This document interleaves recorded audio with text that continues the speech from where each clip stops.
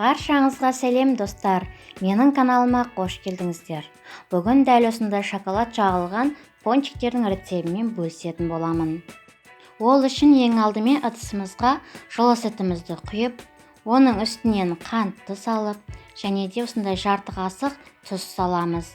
Одан кейін ашытқымызды салып, барлығын жақсылап бір араластырып аламын. Барлығы біркелкі араласқаннан кейін дәл осылай ерітілген сары майымызды құйып, оның үстінен бір жұмыртқаны салып, оны да араластырып аламын. Енді електен өткізілген ұнды осылай салып, оны ең алдымен лопатканың көмегімен бір араластырып алып, одан кейін қолдың көмегімен қамыр илейтін боламын. Қажетті заттардың мөлшерін төмендегі описаниядан көрсеңіздер болады. Міне, пончиктің қамыры дайын. Өте жұмсақ, қолға жабыспайтындай қамыр шықты. Енді оның бетін жауып, жылы жерге көтерілгенше 1-1,5 сағатқа қоятын боламын. Міне, пончиктердің қамыры көтеріліп дайын болды. Енді оны 2 бөлікке бөліп аламын. Бұл қамырды 2-ге бөлмей-ақ дәл осы күйінде оқтаудың көмегімен жайып алып, оны қажетті формамен кесіп алсаңыздар да болады. Мен дәл осылай 2 бөлікке бөліп, оны шағын бөліктерге бөлдім. Дәл осылай барлығын шағын бөлікке бөліп алғаннан кейін қолдың көмегімен дәл осылай дөңгелек пішінге келтіріп алдым.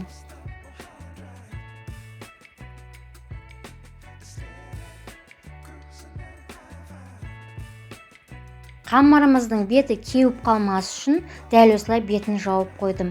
Және де дайын қамырдан осылай қолдың көмегімен пончиктер дайындап шықтым. Бұл пончиктерді дайындау өте оңай және де өте дәмді болып шығады. Балаларыңыз сүйсініп жейтін болады. Осы рецептпен дайындап көріңіздер. Міне, барлығын дәл осылай дайындап алдым. Енді оны қызып тұрған сұйық майымызға дәл осылай салып, барлығын 2 бетінің қызарғанша қуыратын боламын. Пончиктеріміздің бір беті қызарғаннан кейін, дәл осылай шанышқының көмегімен екінші бетіне аударып, екінші бетінде де қызартып қуырамыз. Пончиктеріміз қызарып қуырылғаннан кейін осылай қағаз майлық төселген ыдысымызға барлығын сүзіп аламыз. Қалған пончиктеріміздің барлығында дәл осылай қуырып аламын.